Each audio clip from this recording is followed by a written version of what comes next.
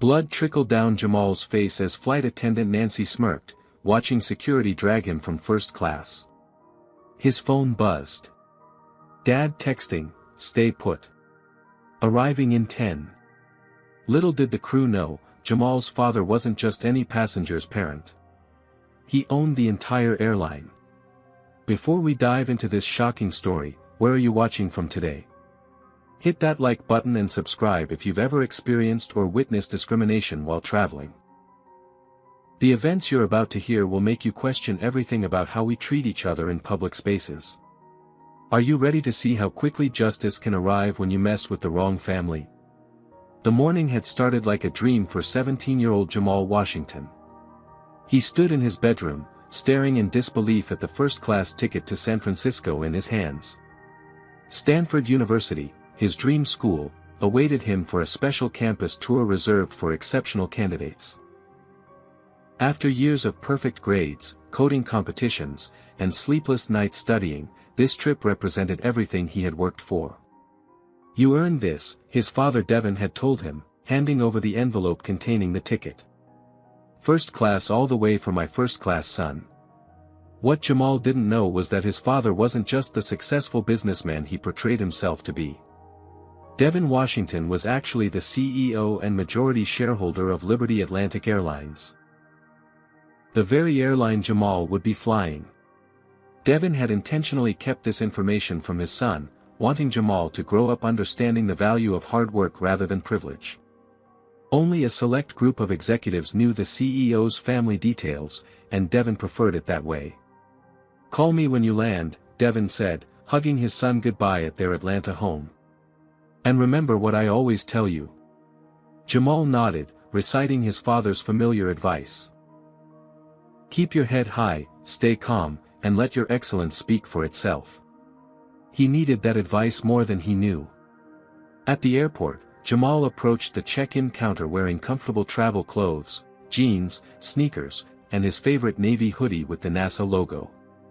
The white check-in agent, a woman in her 50s named Barbara, looked at his first-class ticket with suspicion. "ID please," she requested, her tone clipped.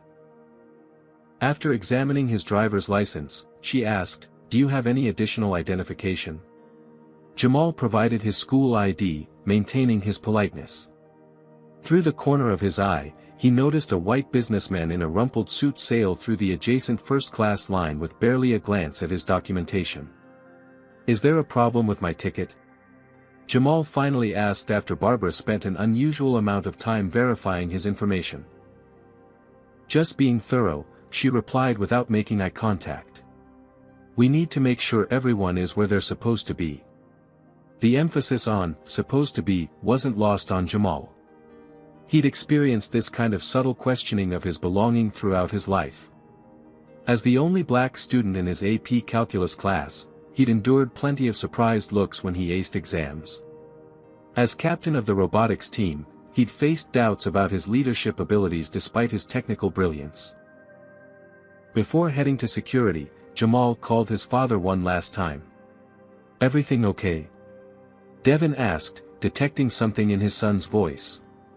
"Yeah, just the usual," Jamal said, keeping his tone light. "Nothing I can't handle." Devin sighed. As a black man who had climbed to the pinnacle of corporate America, he understood exactly what "the usual" meant. "Remember who you are, son. You belong in first class just as much as anyone else. Don't let anyone make you feel otherwise." After hanging up, Jamal made his way through security, where his carry-on was randomly selected for additional screening. 3 white teenagers ahead of him passed through without any extra checks. Jamal remained silent, knowing from experience that pointing out such discrepancies rarely helped. His academic achievements spoke for themselves: perfect SAT scores, published research in a youth science journal, creator of an app that helped colorblind people identify colors in real time. At 17, Jamal had already accomplished more than many adults. Yet here he was, repeatedly having to prove he belonged in spaces his intellect had earned him access to. As he approached the gate, Jamal felt a mixture of excitement and apprehension. This was his first time flying first class, and while he looked forward to the experience, the check-in interaction had reminded him that luxury spaces weren't always welcoming to people who looked like him. "I belong here," he whispered to himself as the gate agent called for first-class boarding. "I belong here." When the boarding announcement came for first-class passengers, Jamal joined the short line, boarding pass and ID in hand. The gate agent, a young white woman named Kelly, did a double-take when she saw him approach. "First class is boarding now," she emphasized, as if Jamal had misunderstood. "Yes, I know," he replied, handing her his documents. "I'm in seat 3A. Kelly examined his boarding pass longer than necessary before reluctantly scanning it. The machine beeped green, confirming his first-class status. With a tight smile, she returned his documents. "Enjoy your flight," she said, her tone suggesting she didn't expect him to. Jamal walked down the jet bridge, determined to enjoy this experience his father had gifted him. As he entered the aircraft, flight attendant Nancy Miller greeted passengers with a practiced smile that vanished when her eyes landed on him. "First class is to the left," Nancy said, her voice dropping to a near whisper as she leaned closer. "Are you sure you're in the right cabin?" Jamal showed her his boarding pass. "Seat 3A, he confirmed, maintaining the polite tone his parents had instilled in him. Nancy's eyes narrowed as she verified his information. Unlike with the white passengers before him, she didn't offer to help with his backpack or direct him to his seat. Instead, she watched him closely as he made his way down the aisle. First class was half full when Jamal located his window seat. As he settled in, he noticed an elderly white couple, the Hendersons, in the row across from him visibly tensing. Mrs. Henderson clutched her handbag closer to her chest, while Mr. Henderson subtly moved their personal items away from Jamal's side of the aisle. 2 rows ahead, a white man in his 40s turned to stare at Jamal before muttering something to his seatmate. Jamal heard him clearly. "Seems like standards are dropping these days." Taking a deep breath, Jamal focused on the positive. He was heading to Stanford. This was a milestone moment.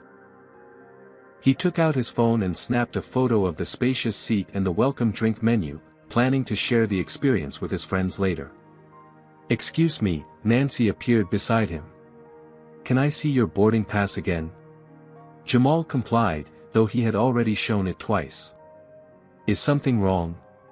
"Just routine," Nancy replied, though Jamal noticed she hadn't asked to see anyone else's boarding pass a second time. She scrutinized the document before reluctantly handing it back. As more passengers boarded, a young Asian man in his late 20s took the aisle seat in Jamal's row. He smiled warmly. "First time in first class?" he asked. "Is it that obvious?" Jamal replied with a small laugh. "I was the same way my first time," the man said, extending his hand. "Michael Chen." "Jamal Washington." Michael's eyes widened in recognition. "Wait, Jamal Washington? The creator of Color Sense? I was a judge at the National Youth Tech Competition last year. Your app was brilliant." For the first time since arriving at the airport, Jamal felt truly seen. "You remember that?" "Of course. It was the most innovative entry by far. I've been following your updates. The new feature for identifying patterns is genius." As they continued discussing technology, Jamal noticed Nancy watching their interaction with suspicion. She whispered something to the cabin manager, Thomas Peterson, a tall white man with a receding hairline, who had just emerged from the cockpit. Thomas approached their row, addressing only Michael. "Everything all right here, sir?" "Yes, everything's great," Michael replied, looking confused by the question. "We were just talking about technology." Thomas nodded but lingered, his gaze fixed on Jamal. "Let me know if you need anything," he said to Michael before walking away. The interaction reminded Jamal of countless similar experiences at his predominantly white high school. Like when security would question him, and only him, when he stayed late to use the computer lab. Or when a teacher accused him of cheating because his essay was too well written. Or when parents at science fairs would ask if he was really the creator of his award-winning projects. As the final first-class passengers boarded, Jamal overheard Nancy speaking to Thomas in the galley. "I don't know how he got in here, but he doesn't belong," she whispered, not quite quietly enough. "I'll be watching him." Michael caught Jamal's eye, clearly having heard the comment too. He shook his head slightly in disgust. "Some people never change," Michael muttered. "Don't let them get to you." Jamal nodded, but the excitement of his first-class experience had already begun to sour. What should have been a moment of pride had become yet another space where he had to justify his presence. As the economy passengers filed past toward the back of the plane, Jamal noticed several curious glances directed his way. The first-class cabin was now full, and flight attendants were preparing for departure. The white businessman Jamal had mentally nicknamed Mr. Standards was Brandon Caldwell, according to the overly friendly way Nancy addressed him when offering a pre-departure drink. "Mr. Caldwell, would you like champagne or orange juice this morning?" Nancy asked, her customer service smile firmly in place. "Champagne, please, Nancy," Brandon replied, seemingly a frequent flyer recognized by the crew. Nancy moved efficiently through the cabin, offering drinks to each passenger. When she reached Michael, her smile remained professional. "Something to drink before takeoff, sir." "Just water, please," Michael replied. Nancy nodded and turned to leave without acknowledging Jamal. "Excuse me," Jamal called politely. "Could I have some orange juice, please?" Nancy paused, her back stiffening before she turned around. "I'll come back," she said curtly. She proceeded to serve everyone else in first class, returning to the galley to prepare the drink cart. 5 minutes passed, and while everyone else sipped their beverages, Jamal's tray table remained empty. When Nancy passed by again, Jamal raised his hand slightly. "I'm sorry, but I think you forgot my orange juice." Nancy's expression hardened. "I'm quite busy at the moment. I'll have to ask you not to give me attitude." "I wasn't giving attitude," Jamal replied, keeping his voice level. "I just wanted to remind you about my drink." From across the aisle, Brandon Caldwell snorted. "Some people need to learn their place," he said, loud enough for nearby passengers to hear. Michael leaned forward. "The young man just asked for a drink like everyone else received. What's the problem?" Nancy ignored Michael's question, her attention focused on Jamal. "Sir, if you continue to be disruptive, we'll have issues." "Disruptive?" Jamal asked, genuinely confused. "I only asked for orange juice." The confrontation was escalating beyond anything Jamal had anticipated. He noticed Thomas, the cabin manager, observing from the galley. After a brief whispered conversation with Nancy, Thomas approached, accompanied by a uniformed security officer who had been standing near the cockpit door. "Sir," Thomas addressed Jamal formally, "we've received reports of disruptive behavior." "What reports?" Jamal asked.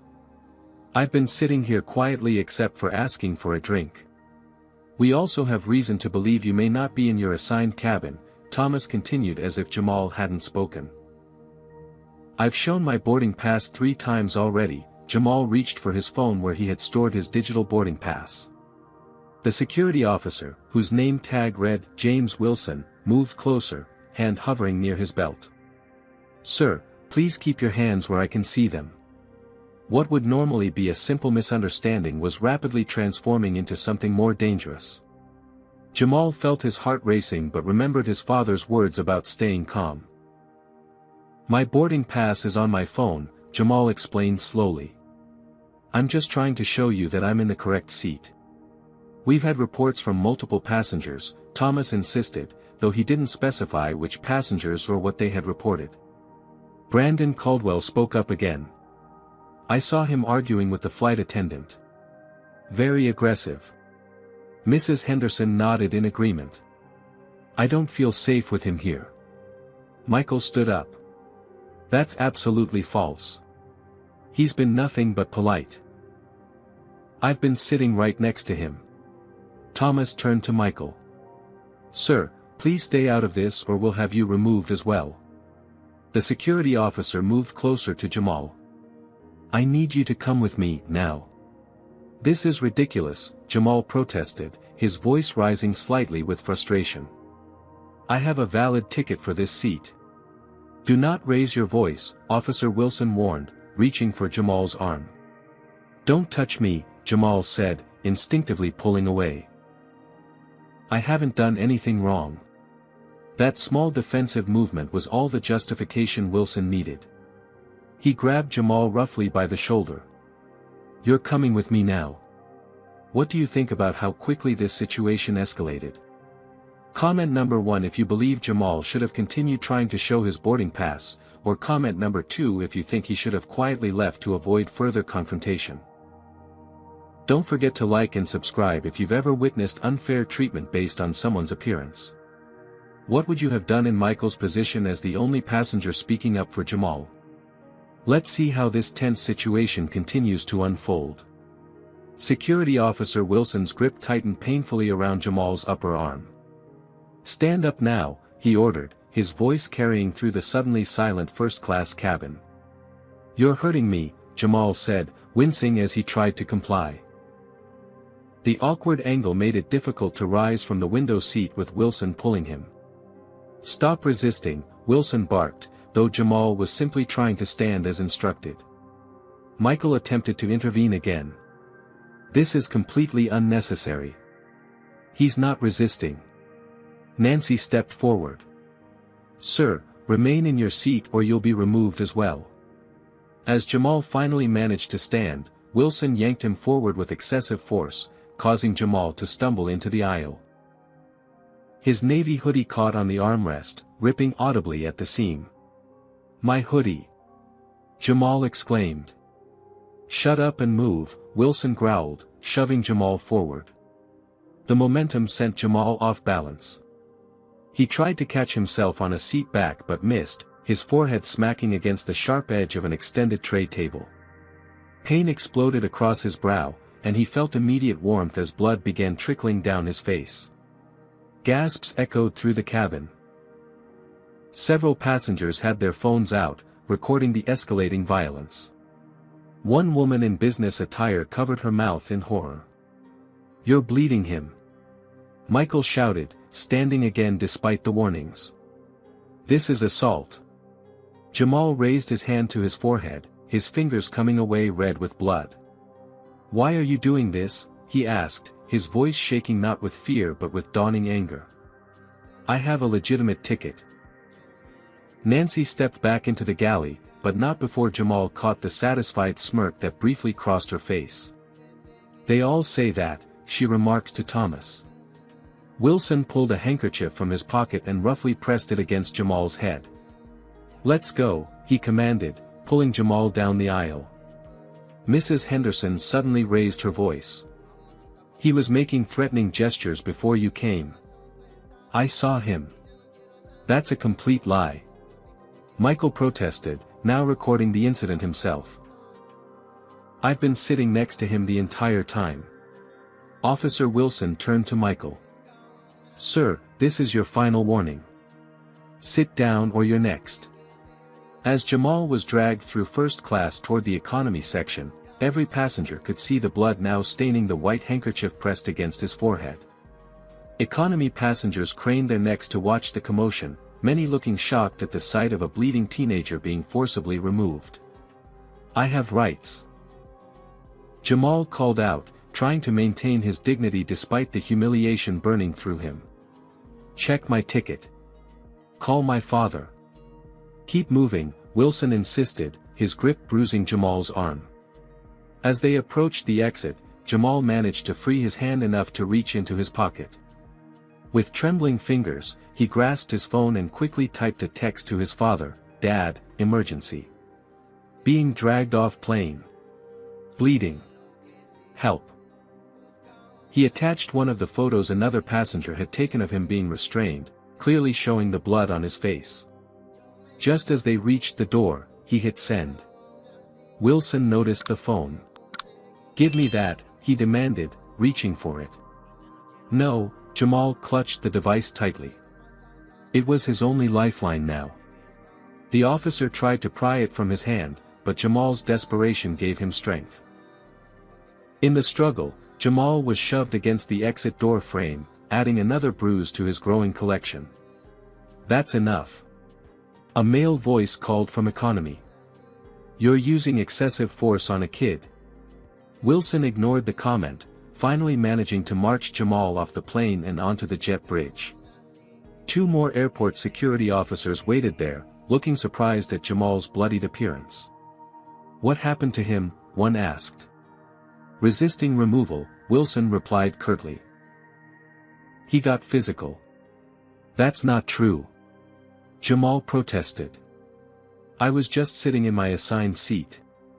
The new officers exchanged uncertain glances but took Jamal by the arms anyway, escorting him through the terminal as curious onlookers stared.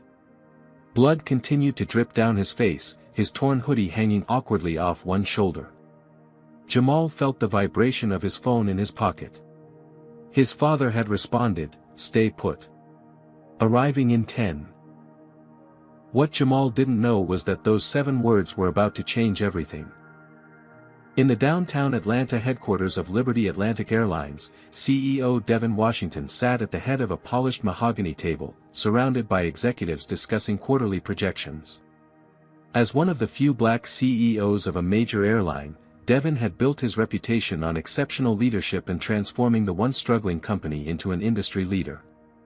His phone vibrated in his pocket, once, twice, 3 times. Normally, Devin never checked his phone during board meetings, but something about the repeated notifications concerned him. His son should have been safely on his way to San Francisco by now. "Excuse me for a moment," he said to the room of executives before glancing at his screen. The blood drained from his face as he stared at the image of his son, his brilliant, gentle son, with blood streaming down his face, being manhandled by security. The text accompanying the photo made his stomach clench. "Meeting's over," Devin announced abruptly, standing so quickly his chair rolled backward and hit the wall. "But sir, we haven't discussed the Asian market expansion," began the chief financial officer, Roger Thompson. "I said the meeting is over," Devin repeated, his voice deadly calm despite the rage building inside him.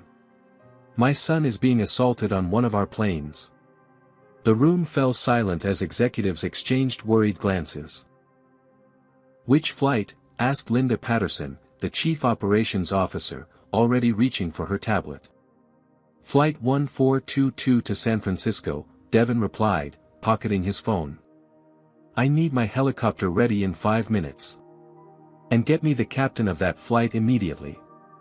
As executives scrambled to action, Devin strode to his private office, calling his head of security. "Alan, meet me on the helipad. My son has been assaulted on one of our flights. I want our entire legal team at the airport when I arrive." Within minutes, Devin was in the company helicopter, soaring over Atlanta traffic toward Hartsfield-Jackson International Airport. He called Jamal again but got no answer. "Try the airport security office," he instructed his assistant via the helicopter's communication system. "Find out where they're holding him." Meanwhile, Jamal sat in a small, windowless room in the airport security office. His requests for medical attention for his still bleeding head had been ignored. His attempts to explain that he was a legitimate first-class passenger had been dismissed. "We have reports from multiple crew members and passengers that you were disruptive and potentially dangerous," said a security supervisor named Kevin Reeves. "That's all we need to know." "But that's not what happened," Jamal insisted, wincing at the throbbing pain in his forehead. "I was just sitting in my assigned seat. I did nothing wrong." "Sure, kid," Reeves replied dismissively.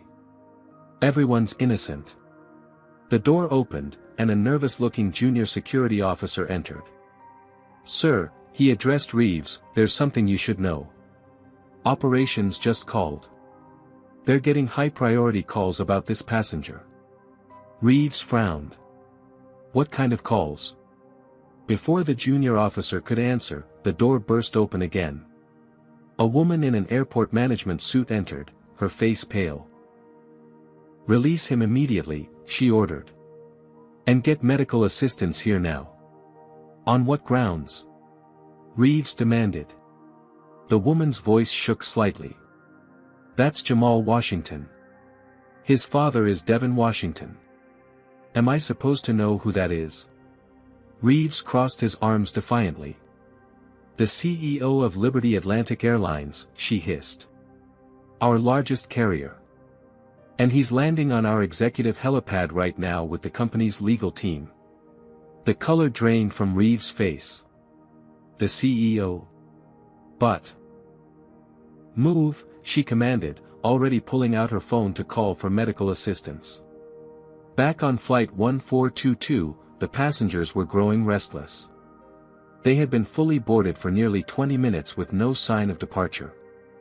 Nancy and Thomas whispered urgently in the galley, occasionally casting nervous glances toward the cockpit. The captain's voice suddenly came over the intercom. "Ah, this is your captain speaking. We've been instructed to return to the gate. We apologize for the delay." Groans erupted throughout the cabin. "What's happening?" Brandon Caldwell demanded of Nancy as she passed his seat. "A minor technical issue," she assured him with a strained smile. Michael Chen, still in his seat despite the earlier threats to remove him, knew better. He had been texting with colleagues who worked at the airport. Word was spreading rapidly about a major incident involving the CEO. "You might want to delete those videos you took of the young man being removed," Michael overheard Brandon telling Mrs. Henderson.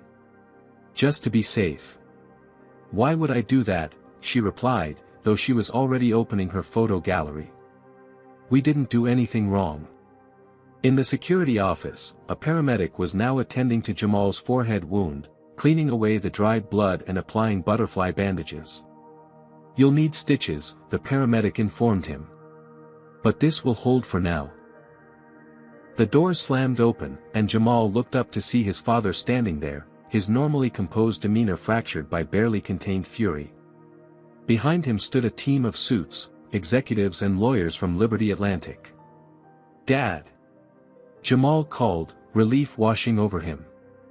Devin crossed the room in 3 long strides, carefully embracing his son while avoiding the fresh bandage. "What did they do to you?" he asked, his voice tight. "I was just sitting in my seat," Jamal began, his composure finally breaking. "They wouldn't even let me show my ticket. They said I didn't belong there." Devin turned to the security personnel, who seemed to be trying to disappear into the walls. "Every person involved in this will be held accountable," he stated with deadly precision. "Starting with the flight crew." He turned to Linda Patterson, who had arrived with him. "I want that plane held at the gate. No one leaves. And find me every passenger who witnessed what happened to my son." Within minutes, the airport was buzzing with activity as Liberty Atlantic executives took control of the situation. Security footage was being pulled, statements were being collected, and a path was being cleared for Devin and Jamal to return to the gate. "Why didn't you tell me you owned the airline?" Jamal asked quietly as they walked. Devin squeezed his son's shoulder. "I wanted you to experience the world without the shadow of my position. I wanted you to be known for your own brilliance, not as the CEO's son." He paused. "I never imagined it would leave you vulnerable like this." "It's not your fault," Jamal assured him, though the emotional and physical pain still radiated through him. "No," Devin agreed, his expression hardening as they approached the gate where Flight 1422 waited. "It's not. But I know exactly whose fault it is." The atmosphere in the Liberty Atlantic terminal crackled with tension as Devin Washington strode toward Gate 37, his son at his side, surrounded by a phalanx of company executives and legal representatives. Airport staff scrambled out of their path, whispers following in their wake. "That's him, the CEO. Is that his son? What happened to his face? Someone's getting fired today." Devin's reputation preceded him. Known for his brilliance in business and his zero-tolerance policy for incompetence, he had transformed Liberty Atlantic from a struggling regional carrier into a major player in the industry. He was respected, admired, and, when crossed, feared. Today, that fear was justified. As they approached the gate, Jamal noticed the gathering crowd. News of the incident had spread through the airport like wildfire. Passengers from other flights had their phones out, recording the CEO's procession. Among them, Jamal recognized several people from his flight who must have deplaned during the delay. "Mr. Washington," called the airport director, hurrying to catch up with them. "We want to express our deepest apologies for this unfortunate incident." Devin didn't slow his pace. "Save your apologies. I want action." At the gate desk, the agent's eyes widened in recognition as the CEO approached. Her fingers trembled slightly as she reached for the intercom. "I'll need to board immediately," Devin stated, his tone brooking no argument. "Of course, sir," she replied, hurriedly preparing the jet bridge for re-entry. On the plane, word had already reached the flight crew. Through the open cockpit door, the captain could be seen engaged in an urgent phone conversation.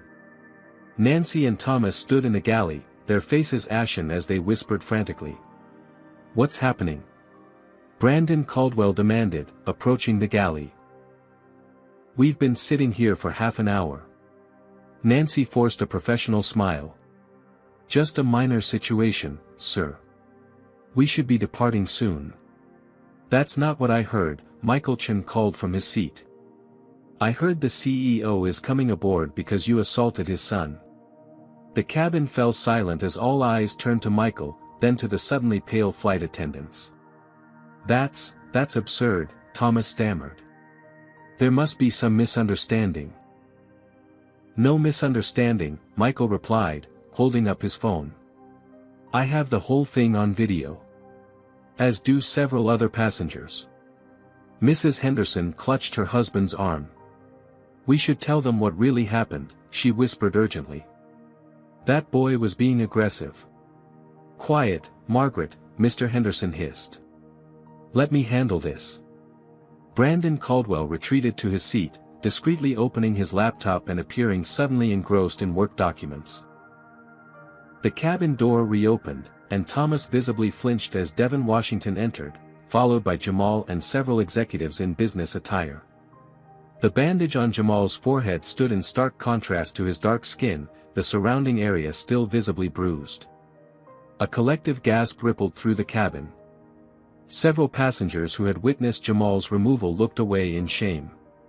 Devin surveyed the cabin slowly, his gaze finally settling on Thomas and Nancy. "I'm Devin Washington, CEO of Liberty Atlantic Airlines," he announced, his voice carrying effortlessly through the cabin. "And this is my son, Jamal." Nancy's mouth opened and closed without producing sound. Thomas stepped forward, his professional training kicking in despite his obvious terror. "Mr. Washington, sir, there's been a misunderstanding." "A misunderstanding?" Devin interrupted, his voice dangerously quiet. "My son was physically assaulted, bloodied, and humiliated on my airline because of a misunderstanding." The silence in the cabin was absolute. Every passenger sat frozen, witnessing corporate accountability in its rawest form. "Sir," Nancy finally found her voice, "we were responding to passenger complaints about disruptive behavior." "Which passengers?" Devin demanded. Nancy's eyes flickered briefly toward Brandon and the Hendersons. Michael stood from his seat. "Sir, I was seated next to your son the entire time. He did absolutely nothing wrong. I tried to tell them, but they threatened to remove me too." "And you are?" Devin asked. "Michael Chen, CEO of Tech Fusion." Devin nodded in recognition of the well-known tech company. "Would you be willing to provide a statement about what you witnessed?" "Absolutely," Michael confirmed. "I recorded most of it too." He held up his phone. "Your son was perfectly polite. They refused to serve him a drink, accused him of having an attitude when he simply reminded them, and then claimed he was being disruptive." Other passengers began speaking up. "I saw it too," called a woman in business attire from row 5. The young man didn't do anything wrong. The security officer was unnecessarily rough, added a man near the back of first class. I have it on video as well. Devon turned back to the flight crew. I want to see those videos. All of them. Now. As passengers began forwarding their recordings to an executive's tablet, Brandon Caldwell stood abruptly. I have an important connection to make. I need to deplane immediately. Sit down, Mr. Caldwell, Devon commanded without looking at him. No one is going anywhere. Brandon sank back into his seat, his face flushing. One of the executives approached Devon with the tablet, now displaying one of the videos. The footage clearly showed Jamal being roughly handled by Officer Wilson, blood appearing on his forehead after the impact with the tray table. Devon's jaw tightened as he watched. Then, he looked directly at Mrs. Henderson. I understand you claimed my son was making threatening gestures. Would you care to point out where in this video that occurred? Mrs. Henderson's face paled. Well, it was before the recording started. That's a lie, Michael interjected. I was next to him the entire time. He was perfectly calm until they started manhandling him. The evidence was mounting, damning and irrefutable. Nancy and Thomas stood rigid, their careers visibly crumbling before their eyes. Devon addressed the entire cabin. Ladies and gentlemen, I apologize sincerely for the delay. Every passenger will receive a full refund for this flight and vouchers for future travel. We pride ourselves on our service at Liberty Atlantic, and what happened today falls catastrophically short of our standards. He turned to Linda Patterson. I want this entire crew removed and replaced immediately. Call in reserves. Already done, Linda confirmed. A new crew is on their way. Good, Devon replied. Then, raising his voice to address the cabin again, I founded this airline 20 years ago with a promise. Everyone who steps aboard our planes would be treated with dignity and respect. Today, we failed to honor that promise to my own son. The irony wasn't lost on anyone in the cabin. This incident reflects a deeper problem, Devon continued, his voice resolute. One that exists not just in aviation but throughout our society. When my son, an honor student accepted to Stanford, can't sit in a seat he rightfully purchased without being profiled, assaulted, and humiliated, we have serious work to do. Do you think the crew deserves to be fired immediately, or should there be an investigation first? Comment number 1 if you believe immediate termination is justified, or number 2 if you think a proper investigation should happen before any decisions are made. Hit the like button if you believe more CEOs should take direct action against discrimination in their companies. Would you have the courage to speak up like Michael did if you witnessed something similar? The consequences of this incident are about to spread far beyond this single flight.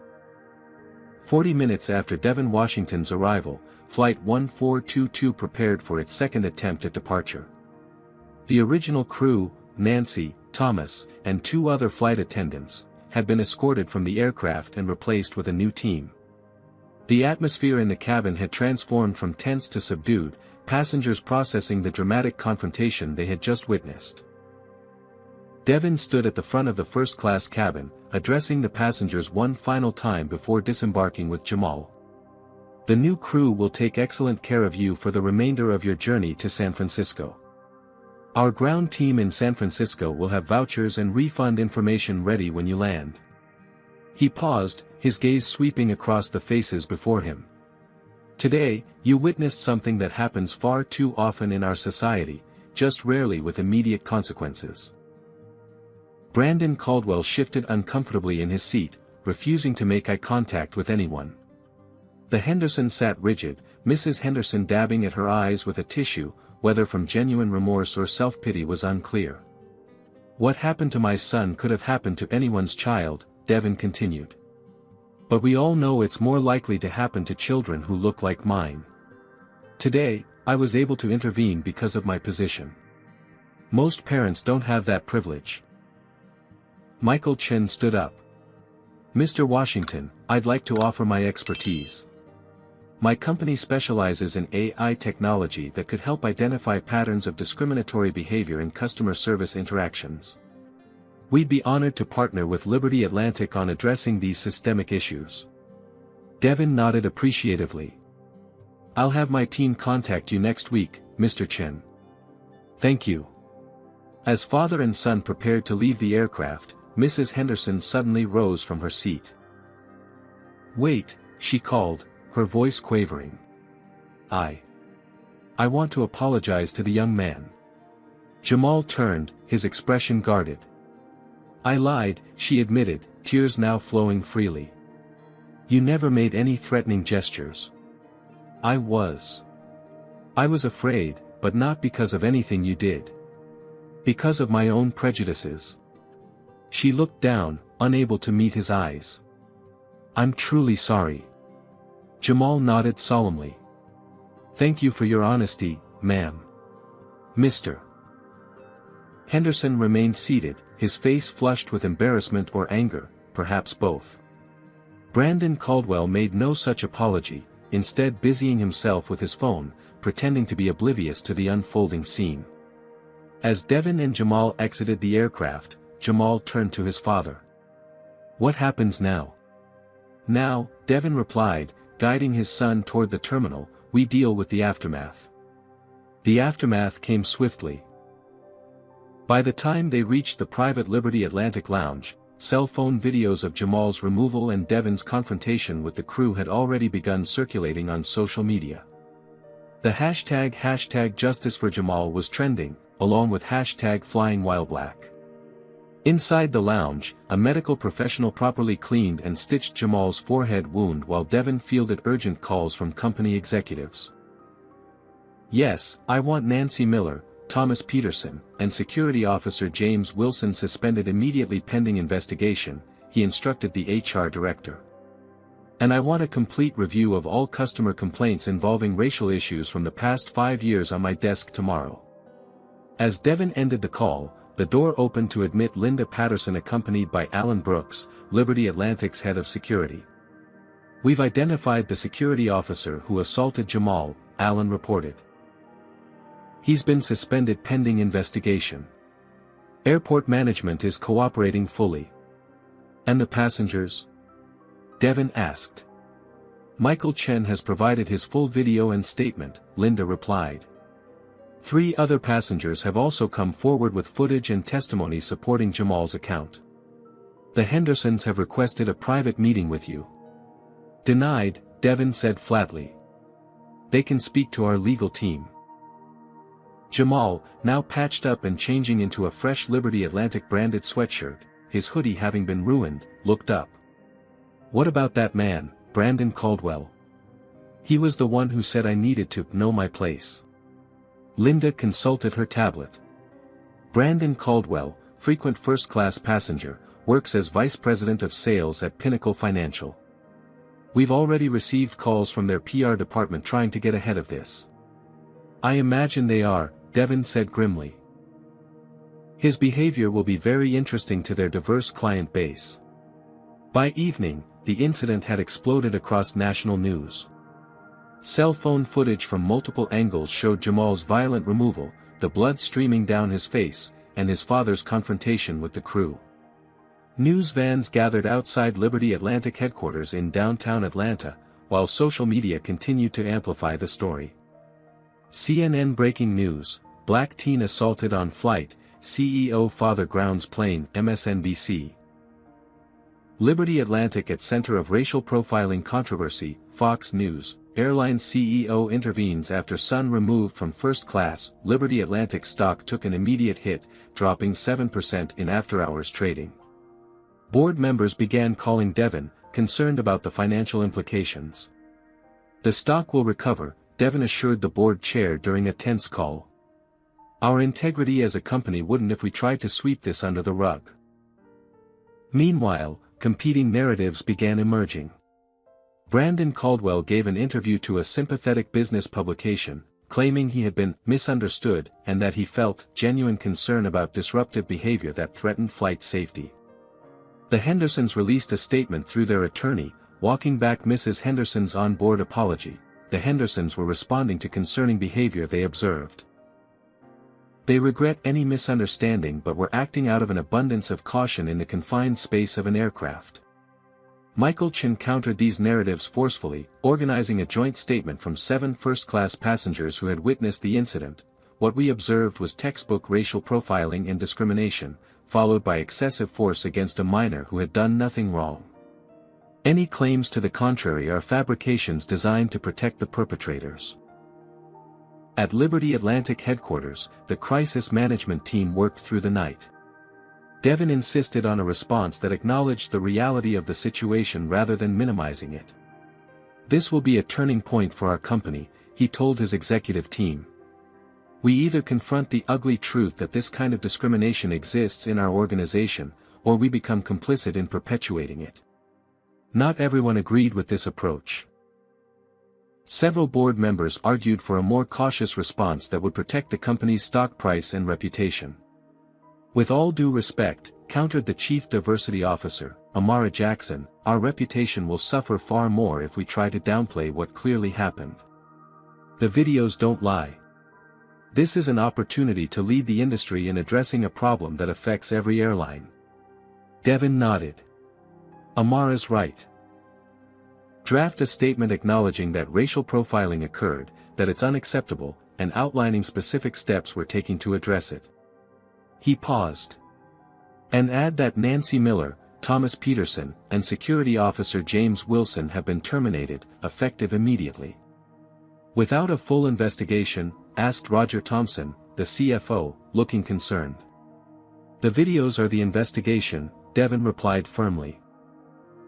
"We have multiple angles showing excessive force against a minor who had a valid ticket and was doing nothing wrong.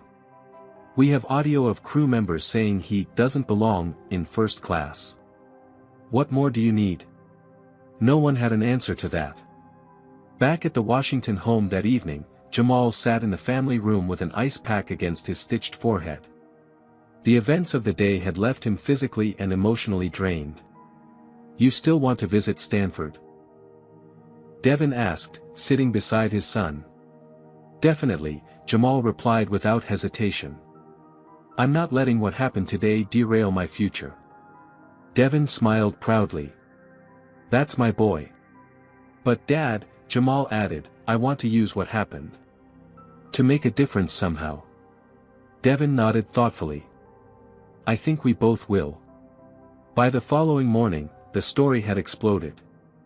Flying While Black dominated news cycles, with Jamal's bloodied face appearing on every major network. Liberty Atlantic's initial statement acknowledging the racial profiling and announcing the terminations went viral, drawing both praise for its transparency and criticism from those who felt it admitted too much liability. Outside their Atlanta home, news vans lined the street. Reporters shouted questions as Devin escorted Jamal to the waiting company car, the teenager's stitched forehead partially hidden beneath a Stanford University cap. "Jamal, how are you feeling about what happened?" "Mr. Washington, will you be filing a lawsuit against the fired employees? Is this incident indicative of larger problems at Liberty Atlantic?" Devin raised a hand, silencing the barrage. "My son and I will be making a statement later today. For now, we ask for privacy as he recovers from his injuries." At Liberty Atlantic headquarters, the crisis had triggered the largest all-hands meeting in company history. Employees packed the auditorium, while thousands more joined virtually from airports and offices around the country.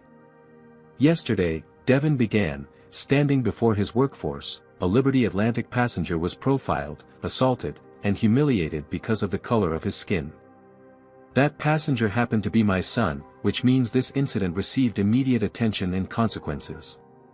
But I keep asking myself, how many similar incidents have occurred without a CEO father to intervene? The auditorium fell silent. The uncomfortable truth is that what happened to Jamal reflects biases that exist throughout our society, biases that can manifest in how we treat our passengers, our colleagues, and each other. Devin paced slowly across the stage. "I take full responsibility as CEO. The culture of an organization starts at the top, and clearly, I have failed to create an environment where such behavior is unthinkable. On screens throughout the auditorium, slides appeared showing new initiatives, mandatory anti-bias training for all customer-facing staff, revised security protocols requiring supervisor approval for passenger removals, an anonymous reporting system for employees to flag discriminatory behavior, and a passenger bill of rights to be prominently displayed at all Liberty Atlantic gates. These are just first steps, Devon emphasized. The real change must come in how we see each other, in the assumptions we make, and in the courage to speak up when we witness injustice. Meanwhile, the terminated employees were telling their side of the story. Nancy Miller appeared on a conservative morning show, tearfully claiming she had been made a scapegoat for political correctness. "I was just following protocol for disruptive passengers," she insisted. This had nothing to do with race. The host nodded sympathetically. "So you're saying you would have treated any passenger the same way?" "Absolutely," Nancy replied. "Safety is always our primary concern." Footage from Jamal's removal played alongside her interview, the stark contrast between her claims and the visual evidence apparent to viewers. Thomas Peterson took a different approach, releasing a written statement through his attorney expressing deep regret for the miscommunication that led to this unfortunate incident, while stopping short of admitting any wrongdoing or bias. Security officer James Wilson remained silent on advice from his lawyer, but the airport authority had already distanced itself, stating that his actions did not align with our training or protocols for passenger management. The most dramatic media moment came when Brandon Caldwell's employer, Pinnacle Financial, announced his voluntary resignation following an internal review of the incident. The company's statement emphasized its commitment to diversity and inclusion, implicitly acknowledging that Caldwell's recorded comments had made his position untenable. Social media continued to amplify the story, with the hashtag Justice for Jamal generating millions of interactions. Videos of the incident were analyzed frame by frame, with commentators pointing out the stark differences in how Jamal was treated compared to other passengers. Celebrity influencers weighed in, many sharing their own experiences of discrimination while traveling. A famous basketball player tweeted, "What happened to Jamal Washington is why I charter private jets now. Tired of being treated like I don't belong in first class despite paying the same as everyone else." Liberty Atlantic stock continued to fall, down 12% by midday. Financial analysts debated whether the company could weather the storm. This could be an extinction-level event for Liberty Atlantic, one CNBC commentator suggested. "The footage is just too damning." Or, countered another analyst, this could position them as leaders in addressing a problem that exists industry-wide. If Washington handles this right, Liberty could emerge stronger. In the midst of the media frenzy, Michael Chen published a powerful op-ed in the New York Times, detailing his eyewitness account and connecting it to broader patterns of discrimination. What I witnessed wasn't just one bad flight attendant or one overzealous security officer. It was the culmination of a society that teaches us to view young black men as inherently suspicious, regardless of their achievements or behavior. Jamal Washington is a brilliant young innovator whose app has helped thousands of colorblind individuals navigate the world more easily. Yet in that first-class cabin, all some people saw was a threat. The op-ed went viral, generating its own news cycle and amplifying calls for the airline industry to address systemic discrimination. At the Washington home, Jamal struggled with his sudden fame. His phone buzzed constantly with messages from friends, classmates, and strangers who had seen his story. Many shared support, but others questioned his version of events or even sent threats. "This is a lot," he admitted to his father over dinner. "Everyone's seeing me as either a victim or some kind of symbol. But I'm still just me." Devon nodded understanding. Fame, especially this kind, is a double-edged sword. But you're handling it with more grace than most adults would. "I keep thinking about all the people this happens to who don't have a CEO dad," Jamal said quietly. "What happens to them? That's the question that keeps me up at night," Devon replied. "And it's why we can't let this just be about you or me or even Liberty Atlantic. It has to be about changing the system. Later that evening, Devon received a call from the board chair. "The board is concerned about the company's direction," the chair began cautiously. "Some members feel your personal connection to this incident is clouding your judgment." "My personal connection is precisely why I understand the stakes," Devon replied firmly. "Liberty Atlantic will either lead on this issue or become a case study in what not to do. The stock is down 15%, Devon. And it will recover when we demonstrate that we're building a better airline, one where every passenger is treated with dignity, regardless of how they look." There was a long silence before the chair spoke again. "You have the board's support, for now. Don't make us regret it." As Devon ended the call, he found Jamal standing in the doorway of his home office. "They want you to back down, don't they?" Jamal asked perceptively. Devon nodded. "Some do. They're worried about the stock price, liability, the usual corporate concerns." "And what are you worried about?" Devon considered the question carefully. "I'm worried that if we don't use this moment to create real change, we're just setting up the next kid for the same experience. And that kid might not be as resilient as you, or have the resources we have." Jamal nodded thoughtfully. "So what's our next move?" Devon smiled at his son's use of "our." Despite everything, Jamal was still thinking beyond himself. "Our next move," Devon replied, "is to transform a painful incident into a catalyst for change." 3 months later, Jamal Washington stood beneath a sprawling oak tree on Stanford University's campus, surrounded by fellow freshmen during orientation week. The small scar on his forehead had faded considerably, though it would likely remain a permanent reminder of that day on Flight 1422. "Aren't you the guy from that airline video?" asked a blonde girl who had just introduced herself as Emma. Jamal nodded, having grown accustomed to the recognition. "Yeah, that was me. My dad's a pilot for American," Emma continued. "He said what happened to you changed training protocols across the industry." "That's pretty amazing." Before Jamal could respond, his phone buzzed with a text from his father, "Big announcement today. Turn on CNBC at 2 p.m. Across the country at Liberty Atlantic headquarters in Atlanta, Devon Washington stood before a packed press conference. The company's stock had recovered most of its losses over the past quarter, bolstered by bold new initiatives that had earned praise from industry watchdogs and civil rights organizations alike. Today, Liberty Atlantic is proud to announce the launch of the Jamal Washington Scholarship for Excellence in Aviation, Devon stated, cameras flashing before him. This program will provide full college funding and guaranteed internships to 50 minority students annually who wish to pursue careers in aviation, from pilots to engineers to executives. The announcement represented just one facet of Liberty Atlantic's comprehensive response to the incident. In the months following Jamal's removal, the company had implemented the most sweeping diversity and anti-bias training program in the industry. Every employee, from baggage handlers to board members, underwent mandatory training designed by leading experts in the field. Nancy Miller, Thomas Peterson, and security officer James Wilson had not only lost their jobs but were facing civil charges for assault and battery in Jamal's case. Their terminations had sent a clear message throughout the company: discriminatory behavior would not be tolerated, regardless of seniority or circumstance.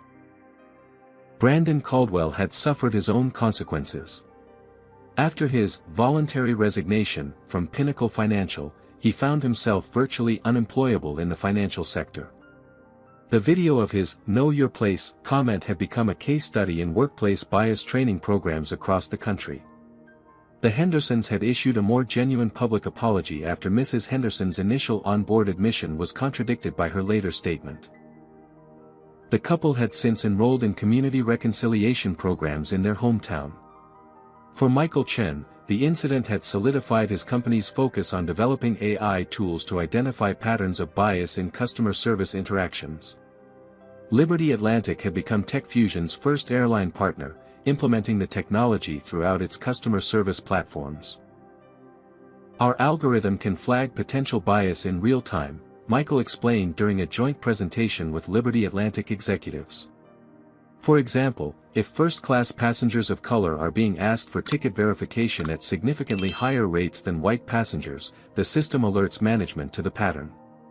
The technology was now being adopted by hotels, restaurants, and retailers seeking to address similar issues in their customer interactions. Back at Stanford, Jamal met with Michael for lunch at a cafe near campus. The tech CEO had become both mentor and friend to the young student over the past months. "How's the computer science program treating you?" Michael asked as they settled at their table. "Challenging in the best way," Jamal replied with a grin. "And the internship offer for next summer. I can't thank you enough." Michael waved away the gratitude. "Your app already proved your talent. What happened on that plane just proved your character." Jamal's phone buzzed with another text from his father, announcement made. "Call when you can. Dad's launching the scholarship program today," Jamal explained to Michael. 50 full rides a year for minority students interested in aviation. Michael nodded approvingly. "Your father's turned a corporate crisis into genuine social impact. That's rare." "He says it's the least he can do," Jamal replied. "He still feels guilty that his position as CEO was the only reason I got justice.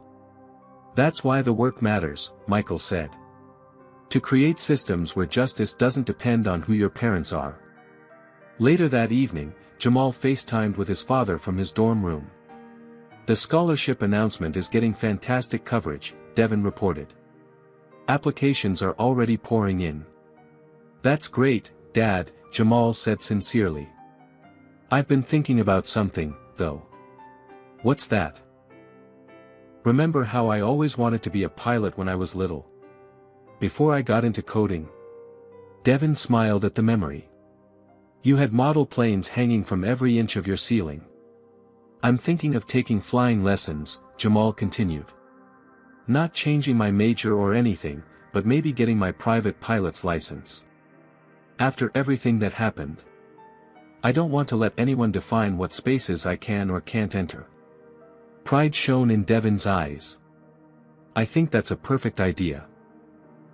The following weekend, Jamal was invited to address a student organization focused on diversity in STEM fields. Standing before the group of eager faces, he found himself reflecting on the journey of the past few months. 3 months ago, I was just a kid excited to fly first class for the first time," he began. "I never expected to become the face of a movement about dignity and belonging. But that's the thing about discrimination, it doesn't care about your achievements or your character. It only sees what it expects to see." He touched the small scar on his forehead lightly. "This mark will always remind me of one of the worst days of my life. But it also reminds me of what can happen when people refuse to accept injustice as normal." As Jamal continued his speech, across town at San Francisco International Airport, a Liberty Atlantic flight prepared for boarding. The diverse crew had completed the company's new training program. At the gate, a prominently displayed passenger Bill of Rights included explicit language about non-discrimination and the right to equal treatment regardless of race, gender, religion, or appearance. A young black teenager approached the gate for first-class boarding, dressed in casual clothes similar to what Jamal had worn that fateful day. "First time in first class?" the gate agent asked with a genuine smile. "Yes, ma'am," the teen replied. "You're going to love it," she assured him, scanning his boarding pass. "Enjoy your flight." As the teen boarded, he had no idea of the changes that had been implemented to ensure his experience would be fundamentally different from Jamal's.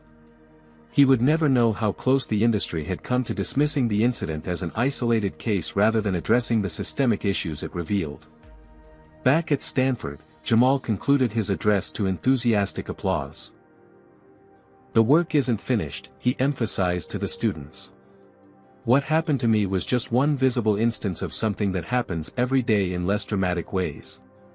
The real change happens when we all recognize our responsibility to speak up, like Michael did on that plane, even when it's risky or uncomfortable."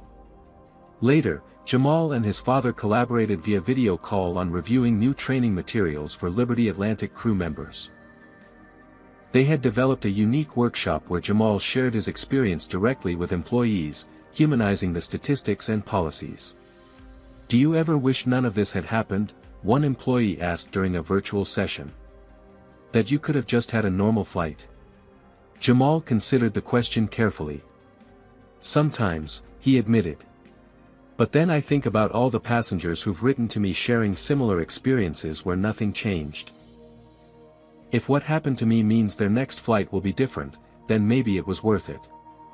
As evening fell on Stanford's campus, Jamal walked back to his dorm beneath a canopy of stars. His phone buzzed with a notification. Another Liberty Atlantic flight had completed its journey safely, one of hundreds that would do so that day. For the passengers aboard, it was just a normal trip. But the normalcy itself represented progress. The right of everyone to travel with dignity, regardless of how they looked. The scar on Jamal's forehead would fade further with time, but the impact of what happened that day would continue to ripple outward.